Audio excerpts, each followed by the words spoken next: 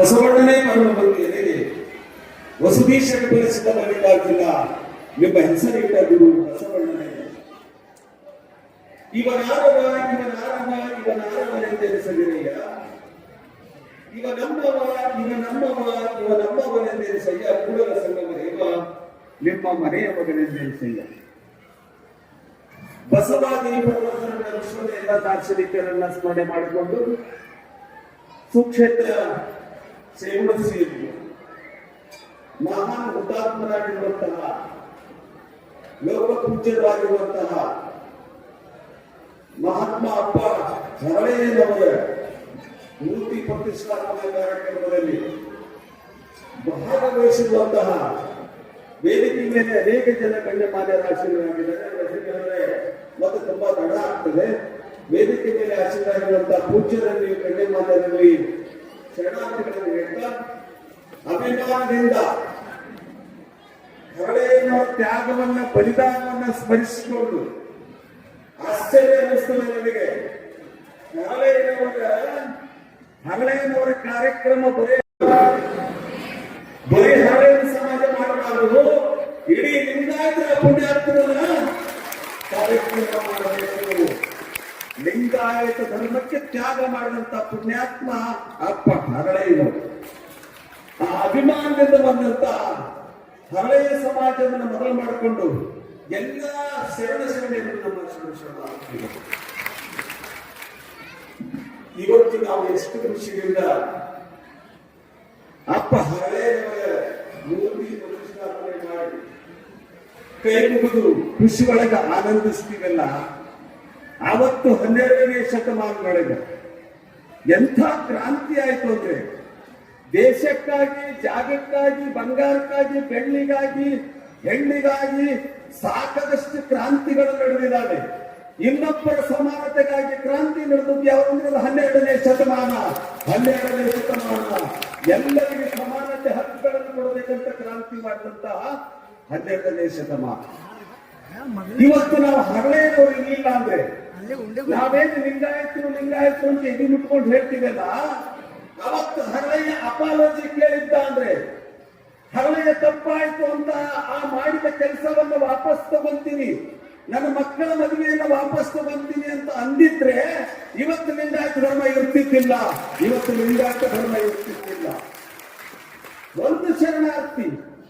ಒಂದು ಶರಣಾರ್ಥಿ ಇಡೀ ಜಗತ್ತನ್ನ ಕಲ್ಲೋಲ ಮಾಡಿಬಿಟ್ಟು ಒಂದು ಶರಣಾರ್ಥಿ ಆಲೋಚನೆ ಮಾಡಿದ್ವಿ ಅಲ್ಲ.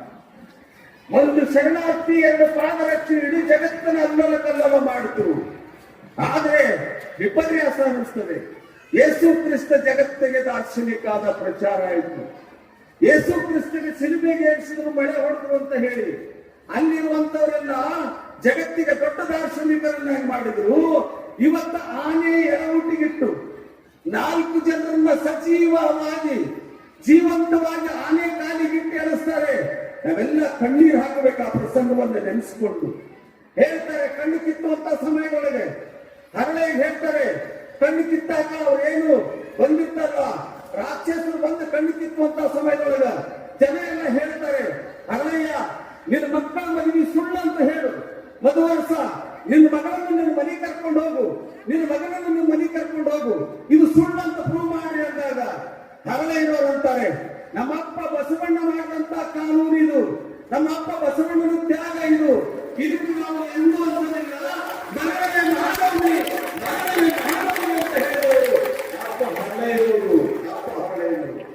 ಹೇಳಿದ್ರು ಶಾಸಕ ಹೇಳಿದ್ರಲ್ಲ, ಸುಮ್ಮನೆ ಒಂದು ಶರಣಾರ್ಥಿ ಶರಣಾರ್ಥಿ ಹೇಳೋದ ರೋಗಿಗಳ ಸಾಕಷ್ಟು ಜನ ಇದ್ದಾರೆ. ಅವತ್ತು ಅಪ್ಪ ಹರಳೆಯವರು ಕೇಳಿ ಬರ್ತಾರೆ ಬಸವಣ್ಣನವರು.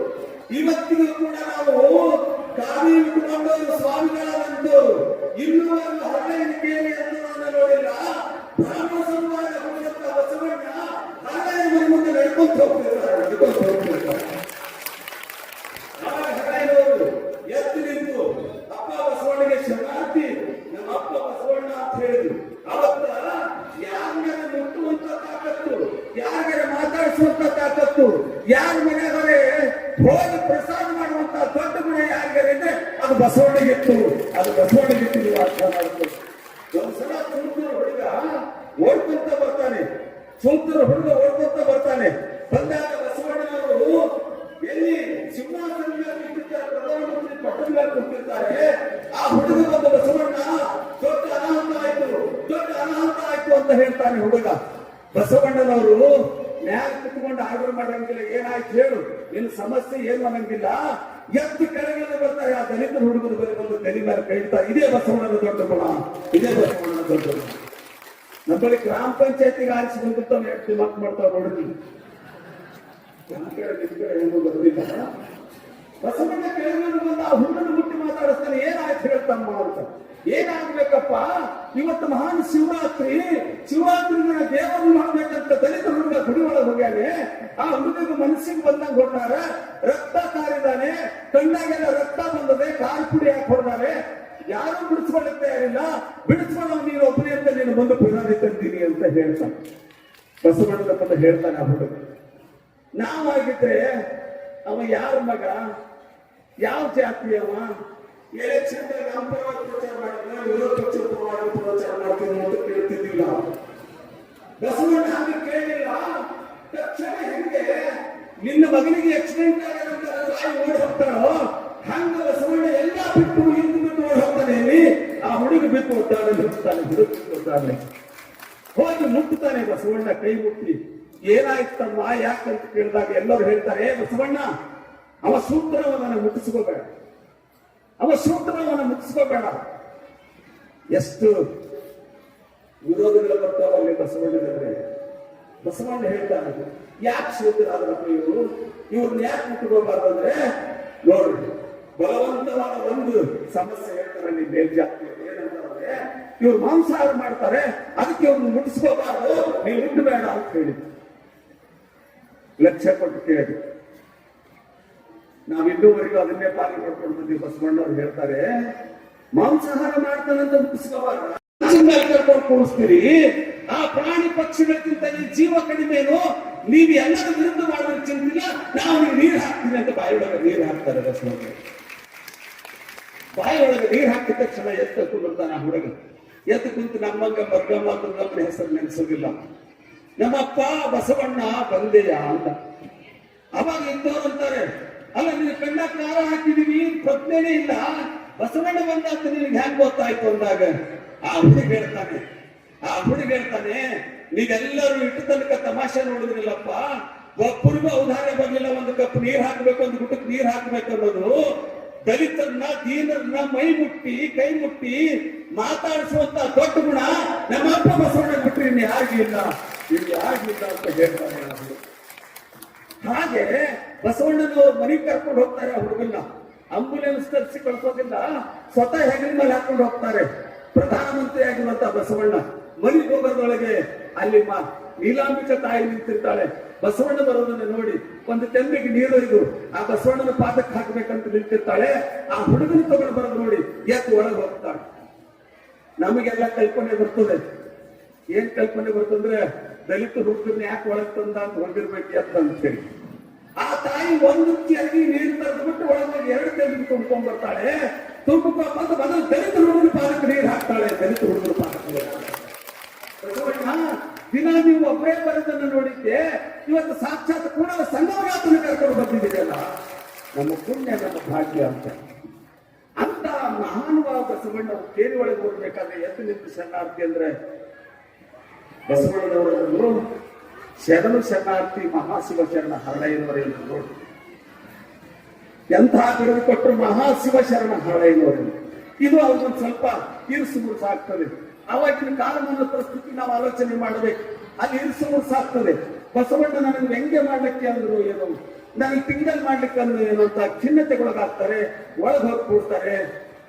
ನಮ್ಮ ಒಬ್ಬಳೆ ನೀವೆಲ್ಲ ಆ ದೇವರು ಈ ದೇವರ ಪೂಜೆ ಮಾಡ್ತೀರಲ್ಲ, ನಿಮ್ಮೆಲ್ಲರಿಗೆ ಮೊಟ್ಟ ಮೊದಲು ಯಾರ ಆದರ್ಶ ಆಗ್ಬೇಕಂತ ಹೇಳಿದ್ರೆ 12ನೇ ಶತಮಾನದ ಕಲ್ಯಾಣಮ್ಮ ಆದರ್ಶ ಆಗ್ಬೇಕು. ನಿಮಗೆಲ್ಲ ಕಲ್ಯಾಣಮ್ಮ ಆದರ್ಶ ಗಂಡ ಹೋಗಿ ಕೇಳ್ತಾಳೆ, ಯಾಕ್ರಿ ಹಿಂಗ ಮುಖ ಮಾಡ್ಕೊಂಡು ಕೂತೀರಿ ಅಂದಾಗ ಅಪ್ಪ ಬಸವಣ್ಣ 2 ಸಲ ಶರಣಾರ್ಥಿ ಹೇಳಿದಾರೆ. ಒಂದು ಶರಣಾರ್ಥಿ ಹೆಚ್ಚಾಗಿ ಅಂದಾಗ ಕಲ್ಯಾಣಮ್ಮ ಹೇಳ್ತಾಳೆ, ಹಿಂಗ ಮುಖ ಆಗೋದೇನು, ಹಿಂಗ ಮುಖ ಆಗೋದೇನು, ಏನ್ ಮಾಡ್ಬೇಕು ಅಂದಾಗ ಒಂದು ಒಳ್ಳೆಯ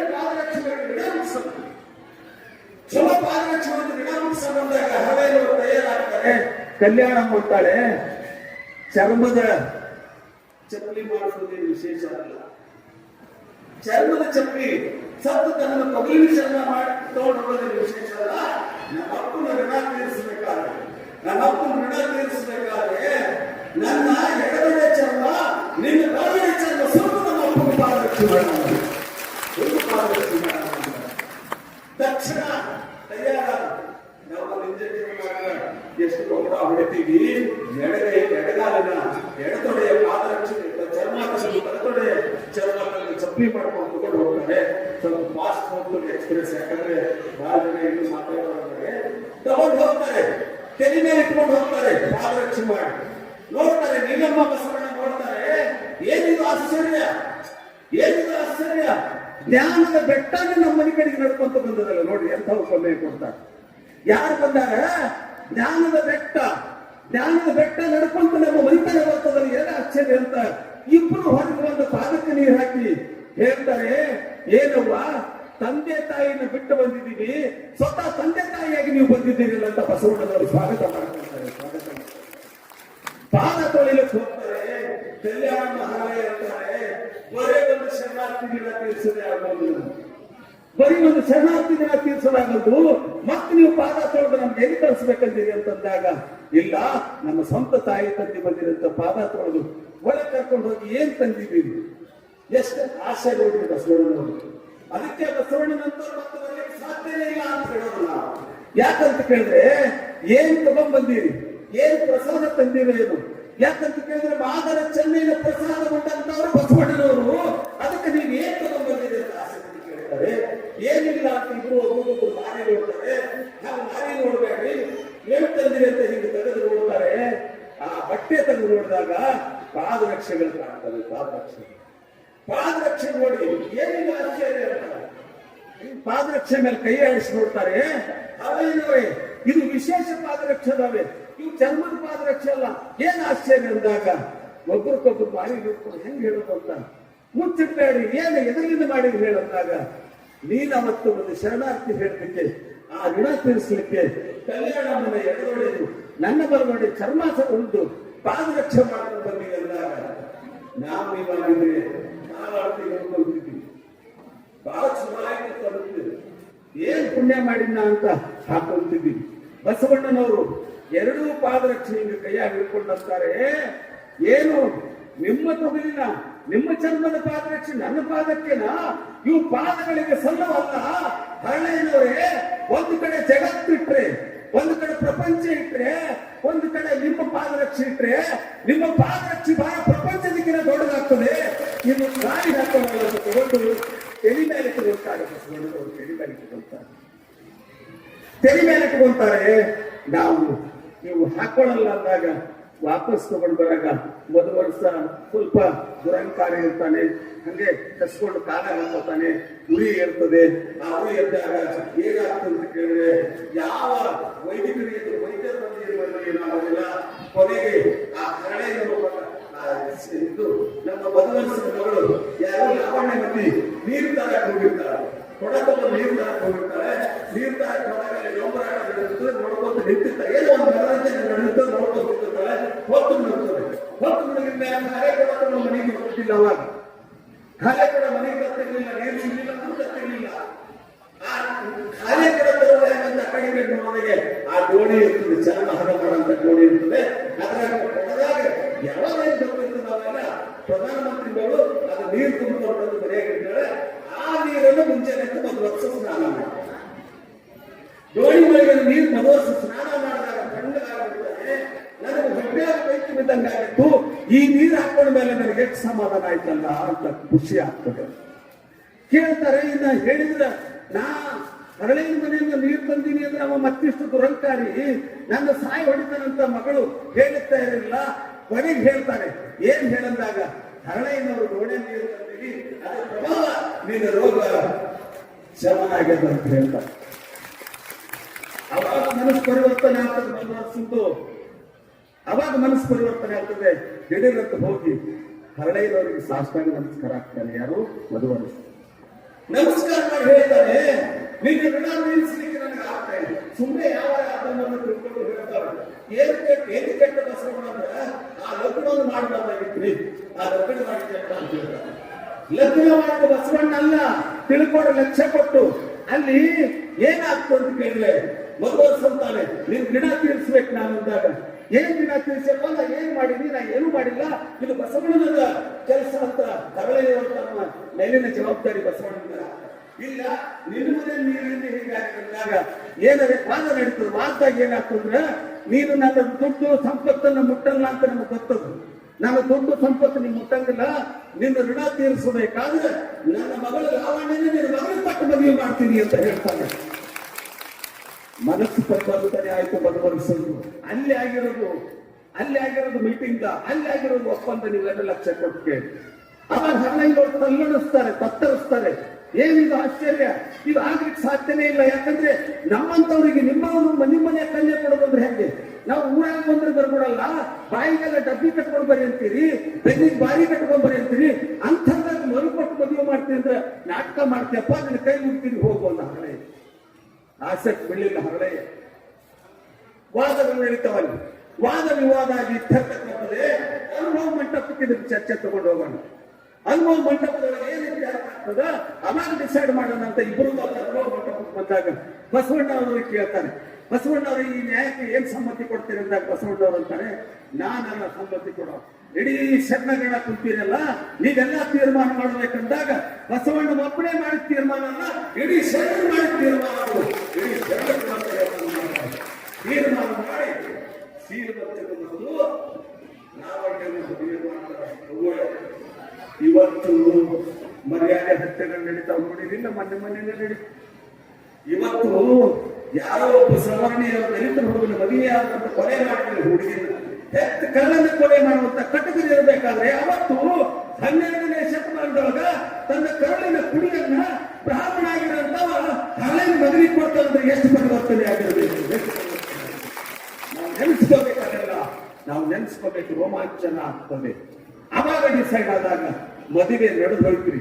ಮದುವೆ ನಡೆದು ಹೋದಾಗ ಕುಹಕಿಗಳು, ಹೊಟ್ಟೆ ಕಿಚ್ಚಿನವರು ಅಲ್ಲಿ ಗುಸು ಚಾಲು ಮಾಡಕ್ ಪ್ರಾರಂಭ ಮಾಡಿದ್ರು. ಎಲ್ಲಿ ತನಕ ಹೋಗೋದ್ರೆ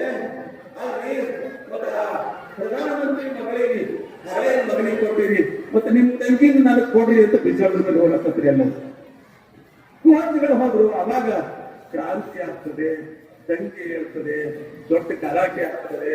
ಹರಳೆಯವರು ಎಳೆದುಬಿಟ್ಟಿರ್ತಾರೆ. ರಕ್ತ ಹರಳೆಯವರು ರಕ್ತ ಕಲ್ಯಾಣ ತುಂಬಾ ಚೆಲ್ಲಾಡುತ್ತದೆ. ಕಲ್ಯಾಣ ಅಂತಾಳೆ, ಬಹಳ ಜನ ಅಂತಾರೆ ಬಸವಣ್ಣ ಶಾಪ ಕೊಟ್ಟಿದ್ರಿ, ಕಲ್ಯಾಣ ಕಟ್ಟಿಗೆ ಹೇಳಿ ಬಸವಣ್ಣ ಶಾಪ ಇಲ್ಲ. ಬಸವಣ್ಣ ಶಾಪ ಕೊಟ್ಟದ್ದಲ್ಲ, ಹರಳೆಯವರು ಧರ್ಮಪತ್ನಿ ಕಲ್ಯಾಣ ಅಂತಾಳೆ. ಏನು ಕಲ್ಯಾಣದೊಳಗೆ ಭಕ್ತಿ ಬೀಜ ಬಿತ್ತಬೇಕಂತ ಕಲ್ಯಾಣದೊಳಗೆ ತಾಯಿಯೊಳಗೆ ರಕ್ತ ಚೆಲ್ತಾರಪ್ಪ, ಕಲ್ಯಾಣ ಹೋಗಿ ಕಟಕರಿಗೆ ಆಯ್ತಲ್ಲ ಅಂತ ಹೇಳಿದ್ರು. ಕಲ್ಯಾಣ ಅಂತ ಹೇಳಿದ್ರು, ಕಲ್ಯಾಣ ಹೇಳಿದ್ರು ಅಂತ ಮಹಾನ್ ಕ್ರಾಂತಿ ಪುರುಷ ನನಗೆ ಬಹಳ ಹೆಮ್ಮೆ ಅನ್ನಿಸ್ತದೆ. ನಮಗೆ ಇಂಥ ಒಂದು ವೇದಿಕೆ ಕರೆದು ನಮಗ ಮಾತಾಡಿಸ್ಲಿಕ್ಕೆ ಅವಕಾಶ ಕೊಟ್ಟದ ಕಾರಣ ಏನಂದ್ರೆ ನನ್ನ ಜೀವನದೊಳಗೆ ಹರಳೆಯ ನಿಮಗೆಲ್ಲ ಬಗೆ ಹರಳೆಯ ಆಗಿರ್ಬೋದು. ನನ್ನ ಜೀವನಾಡಿ ಹರಳೆಯ ಅಂತ ನಾನು ಎಲ್ಲಾ ಕಡೆ ಕೊಟ್ಟು ಅಪ್ಪ ಹರಳೆಯವ್ರ ಬಗ್ಗೆ ನಾನು ಹಗಲಿರಲು ದುಡಿತೀನಿ. ಇಲ್ಲಿ ಶಿವಲಿಂಗಪ್ಪ ಗೌಳಿಯವರು ಕೂತಿದ್ದಾರೆ, ನಮ್ಮ ಮುತ್ತಣ್ಣ ಕಬಾಡಿಯವರು ಕೂತಿದ್ದಾರೆ. ಎಲ್ಲರಿಗೂ ನನ್ನ ಜೀವನ ಹೆಚ್ಚಿಗೆ ಪ್ರಾಧಾನ್ಯತೆ ಕೊಟ್ಟು ಬಸವಣ್ಣನ ಭಾಗನ ನಡೆಸೋದಾರೆ, ಬಸವಣ್ಣನ ಫೋಟೋಗಳ ಭಾಗನ ನಡೆಸೋದಾರೆ. ಲಿಂಗಾಯತರ ಕೇಳ್ರಿ, ಕಿವಿ ಬಿಚ್ಚಿ ಕೇಳ್ರಿ, ಎಲ್ಲಿ ಬಸವಣ್ಣನ ಹರಳೆ ಇದ್ದಾನೆ, ಆ ಹರಳೆ ಇದ್ದಾನೆ. ಯಾಕಂತ ಕೇಳಿದ್ರೆ ಹರಳೆಯನ್ನು ತ್ಯಾಗಗಳ ಮಾಡುದು, ಹರಳೆಯನ್ನು ಬಲಿದಾನ ಮಾಡುವುದು ಅಂತ ತ್ಯಾಗಮಯಿಯಾಗಿರುವಂತ ನಮ್ಮಪ್ಪ ಹರಳೆಯನ್ನು ಹಾಗೆ ಹಾಕುವುದು ಸಂತೋಷ ಆಗಿದೆ. ಇದೆಲ್ಲ ಒಗ್ಗಟ್ಟಾಗಿ ಇಂಥ ಒಂದು ದೊಡ್ಡ ಸಮಾಜದ ಭಾಗಿಯಾಗಿದ್ದೀರಲ್ಲ, ನಿಮಗೆ ಕೋಟಿ ಧನ್ಯವಾದಗಳು. ನನಗೆ ಬಹಳ ಖುಷಿ ಆಗಿದೆ. ನೀವು ಕರೆದೇನು ಬರುವಂತಹ ಕಾರ್ಯಕ್ರಮಗಳು ಎಲ್ಲರ ಹಾಳೆ ಕಾರ್ಯಕ್ರಮಗಳು ನಾನು ಎಲ್ಲ ಮಾತು ಹೋಗ್ಬಿಡ್ತೀನಿ. ಯಾಕಂದ್ರೆ ಲಿಂಗಾಯತಕ್ಕೆ ಹರಳೆಯ ಅನ್ನೋದು ದೊಡ್ಡ ಮೇಟಿ ಕಂಬ ಇದ್ದಂಗೆ ಅಂತ ಪುಣ್ಯಾತ್ಮನ ಮೂರ್ತಿ ಸ್ಥಾಪನೆ ಆಗಿದೆ. ಇದು ಹರಳೆಯ ಕುಂಡ ಆಗಿರಬೇಕು. ಹೊರತಾಗಿ ಯಾರನ್ನೇ ಮತ್ತೇನೇ ಮಾಡ್ತೀನಿ ಅಂದ್ರೆ ಸಾಧ್ಯ ಇಲ್ಲ. ಇದು 12ನೇ ಶತಮಾನದ ನಮ್ಮಪ್ಪ ಹರಳೆಯಲ್ಲಿ ಉಂಟಾಗಬೇಕು, ಇದರ ಪ್ರಾಧಿಕಾರ ಆಗಬೇಕು. ಬಹಳ ಜನ ಕೂತಿದ್ದಾರೆ, ನಮ್ಮ ಗೌಡ್ರೆಲ್ಲ ಕೂತಿದ್ದಾರೆ. ಪ್ರಯತ್ನ ಮಾಡು. ಹರಳೆಯ ಬೆಳೆದ್ರೆ ಹರಳೆಯ ತತ್ವ ಬೆಳೆದ್ರೆ ಈ ಸಮುದಾಯದ ತತ್ವ ಬೆಳೆದಂಗಲ್ಲ, ಲಿಂಗಾಯತ ತತ್ವ ಬೆಳೆದಂಗ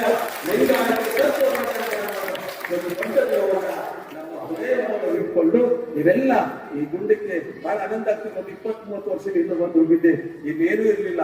ಇವತ್ತಿಂತಹ ಒಂದು ಭವ್ಯವಾದಂತಹ ಕಟ್ಟಡ ಎಲ್ಲ ಆಗಿದೆ ಅಂದ್ರೆ ಇದಕ್ಕೆ ಬಹಳ ಜನರ ಸಹಾಯ ಸಹಕಾರ ಇದೆ. ಇದು ಮುಂದುವರಲಿ ಅಂತ ಹೇಳ್ತಾ ಬಸವಾದಿ ಧರ್ಮದ ಆಶೀರ್ವಾದ ನಮ್ಮಿಂದೆಲ್ಲ ಇರಲಿ ಅಂತ ಹಾರೈಸಿದ ಮತ್ತೊಮ್ಮೆ ನನಗೆ ಕರೆಸಿದಂತ ಹೇಳಿದ್ದೆಲ್ಲ ನನಗೆ ಯಾಕೆ ಕರೆಸಿಲ್ಲ ಅಂತ ಹೇಳಿ ನಾನು ಇಲ್ಲಪ್ಪ, ನೀವು ಬಸವಣ್ಣನವರ ಜೊತೆಯಲ್ಲಿ ನಮ್ಮ ಹರಳೆಯನ್ನ ಇಡೀ ಕರ್ನಾಟಕ ಅಷ್ಟೇ ಅಲ್ಲ, ಸೋಲಾಪುರಕ್ಕೂ ಹೋಗ್ತೀನಿ, ನಾನು ಮಹಾರಾಷ್ಟ್ರದೊಳಗೆ ಮರಾಠಿ ಒಳಗೆ ಮಾತಾಡ್ತೀನಿ, ರೋಹಿದಾಸ್ ಪಂಥದವ್ರಿಗೆ ಹೇಳ್ತೀನಿ. ಮೊನ್ನೆ ಪುನಾಕ್ ಹೋಗಿ ಹೇಳಿದೆ ನಾನು ಮರಾಠಿ ಒಳಗೆ. ನಾನು ಹೇಳಿದೆ, ಒಬ್ಬ ಯೇಸು ಕ್ರಿಸ್ತ ಬಲಿದಾನ ಆದದಕ್ಕೆ ಇಡೀ ವಿಶ್ವಕ್ಕೆ ಪ್ರಚಾರ ಆದ. ಯೇಸು ಕ್ರಿಸ್ತನಿಗಿಂತ 1000 ಪಟ್ಟು ದೊಡ್ಡವ ನಮ್ಮ ಹರಳೆಯ, 1000 ಪಟ್ಟು ದೊಡ್ಡವ ನಮ್ಮ ಹರಳೆಯ ಅಂತ ಹೇಳಿ ಅಲ್ಲಿ ಹರಳೆಯವರ ಪ್ರಚಾರ ಮಾಡಿಬಿಟ್ಟಿದ್ದೀರಿ. ಹರಳೆಯ ಬರೀ ಫೋಟೋಕ್ಕಷ್ಟೇ ಸೀಮಿತ ಆಗಬಾರ್ದು, ಮೆರವಣಿಗೆ ಅಷ್ಟೇ ಸೀಮಿತ ಆಗಬಾರ್ದು. ನನ್ನೆಲ್ಲ ಹರಳೆಯವರು ಹುಟ್ಟಬೇಕನ್ನೋ ಮಾತನ್ನು ಹೇಳ್ತಾ ಮತ್ತೊಮ್ಮೆ ಎಲ್ಲರಿಗೂ ಶರಣಾರ್ಥಿ.